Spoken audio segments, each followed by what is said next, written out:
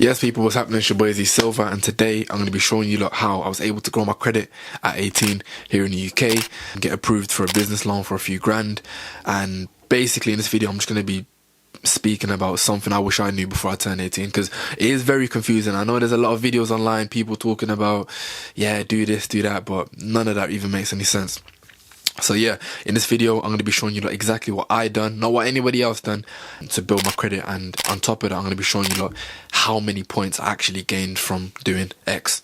Right, so make sure you stay tuned. I'm going to be telling you everything I did.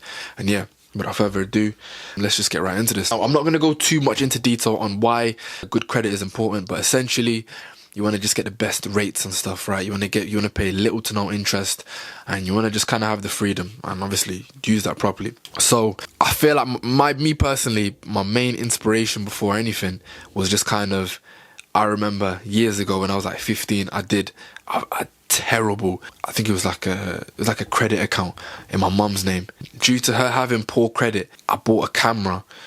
I didn't know what APR was, I didn't know what interest was, I didn't know what anything was. I just thought, okay, cool, I can get this on the credit and whatever, and I don't have to think about it again. Well, obviously I think about it again, pay every month, whatever, but yeah, so what? And till this day I'm still paying off the credit, because the credit was insane. Like, in terms of the rate, it was insane. And I said, okay, this is never happening again.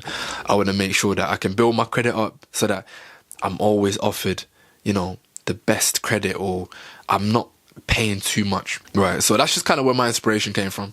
But everyone has their own reasons. I'm sure you probably have a reason why you want to build your own credit, but aside from that, let's just get right into it. So the first app that I want to say, and also this isn't sponsored or anything, if you want to use my links and get yourself some money, you can, but however, no one's paying me to say anything.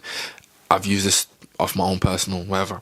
So the first app that I want to nominate is Lockbox. Now Lockbox, essentially what it is, it's a savings account / loan. Now let me explain what that means basically. So for example, let's say I want to save £240 over 12 months, right, over a year.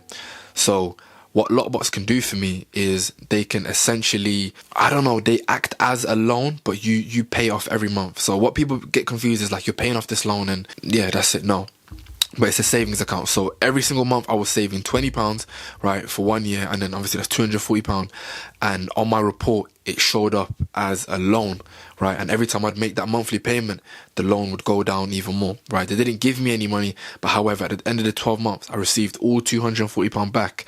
And what's the word called? I didn't have to pay anything. Literally, it's essentially a savings account, right? You save as normal and it builds your credit and it shows up as a loan.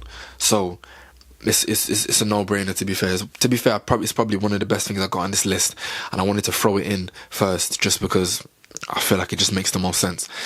Right, so I know Lockbox also had Lockbox Grow, which is this is a paid one, and it just acts as a credit card.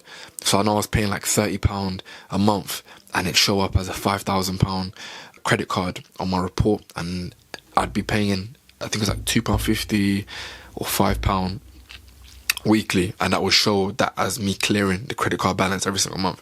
A little bit more expensive, sorry, however, it serves a purpose. But if you want to just go for the free option, I'd say go with Lockbox Save. It's free, you don't even need a history, and it makes a lot of sense. And in terms of a history, you don't even need no history as well. You can just start saving. I started off with £20, I finished that, now I'm on £60 a month, and then just go. Now the second app I want to mention is Zilch. Now Zilch is essentially a credit card that is sort of like buy now, pay later. However, it is not buy now, pay later. On your report, it actually shows up as a credit card. If you use ClearPay, Klarna, those are not credit cards or anything. That will not show up on your report. If anything, when lenders see that on your statements, it doesn't look good. Now Zilch is a credit card that you can pay over 6 months. I remember I applied for my first card, I think maybe when I was like 3 weeks into me being 18, and I started with, it was either 40 or £60, right? And it kind of gave me that instantly, right? And then every time I'd pay it off, the score would go up. And if you don't know anything, every time your credit limit increases, your score goes up, right? So it was kind of a no-brainer. If I was going to spend £30 on Amazon, I would just use a Zilch card. There was no fee as well for Amazon. Like, for example, if you wanted to just go to the shop and just tap your Apple Pay, there would be a fee. However, if you go on the app, they have a few apps such as Amazon and whatever that don't have no fee. So what I'd do is, for example, if I was going to buy something for £30 on Amazon, I'll just use a Zilch card, pay it off instantly. And every time I do that, my score would go up, right? My score would go up because my credit limit would go up, because essentially they trust me with more money. So that was kind of a no-brainer.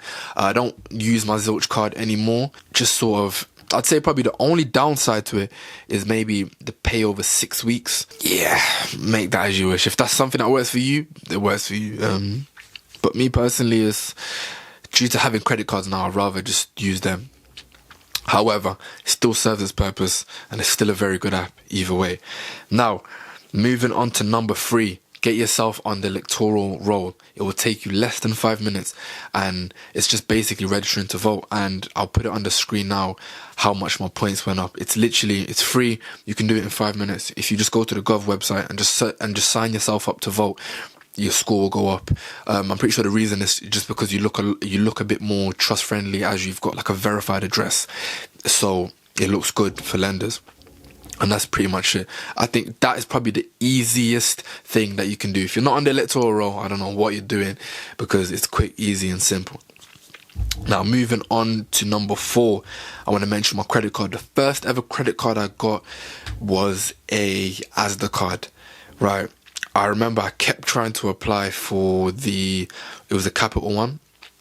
It wouldn't work. And one thing I didn't understand was not all credit cards and all of these agencies, they're not the same. They all have different, so for example, some lenders might use Equifax and some might use TransUnion. You might have a good score on TransUnion, but you might have a good score on Equifax. So it's all different. So I kept trying to apply for Capital One. They kept declining me for a credit card with a limit of like £200 maybe. And I'm thinking, okay, cool. Like, what am I doing wrong?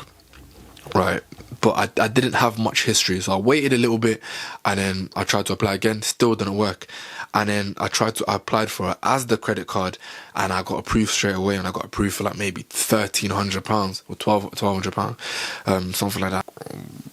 That doesn't even make any sense, but certain lenders just look for certain things and that's just how it goes. And then the second credit card I got was the Aqua credit card. I think that's maybe a limit like £1,000. And then the third one I got was a Think Money card. I think it's the pink one. I wish I could show it you lot. But yeah, that's just me chilling right now. At the moment, I'm just focusing on acquiring business credit cards. So I've got Capital One. If you lot want a video on more the business side, I can do that as well.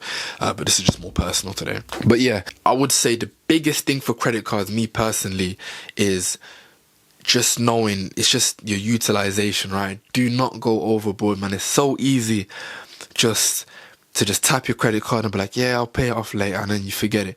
People always said this before and I'm like, nah, that's not gonna happen to me, but it is very easy for it to happen to you. So I would just say keep it below 15%, 10%. If you're gonna buy something outright, use your credit card, pay it off instantly. Right, your score goes up, right? If your limit goes up, and it makes sense, and you can just build a good habit of knowing how to use your credit card. So that's probably, I'd say, is the biggest do, man. Just learn how to just use just a small percentage, pay it off, and go back. Because I promise you, look, it can rack up quickly. It can rack up quickly. It's happened to me before. It can rack up quickly, and then you'll be like, okay, why has that even happened? I don't even remember even buying this. Yeah, but that's pretty much it. That's all I can really say for credit cards. Just watch your spending and don't go too crazy. Just learn how to use a little bit and then so forth.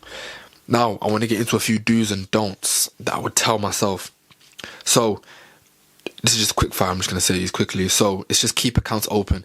If you open a lot of bank accounts, first of all, your score's going to go down, which I didn't understand. Like, my score was going down and they were saying because I'm opening too many accounts, right? You know, when you see the offer and it's like, yeah, switch, whatever. It can get tempting, but I didn't actually know that it affects your score, but it does. And also, so that's a don't. Right, don't open too many accounts. And I would say do is keep accounts open as long as possible. They will ask you what account have you had open the longest. It just kind of shows that you're trustworthy. Another do, I'd say, stay on top of your bills. If you want to use the method of using your credit card and paying it off instantly because you're going to pay it off outright anyway, if you've got a spare bank account, I would just link that to the credit card, and the money you was going to use to buy outright, put it in the other account, and then the direct debit goes directly to the other account. And then simple, that's automated like that. Another don't I would say, and this is the biggest one, and I didn't understand why, was hard checks, right? You've got something called soft checks and hard checks. So soft check is just a quick check on your report where lenders can just briefly look over your report.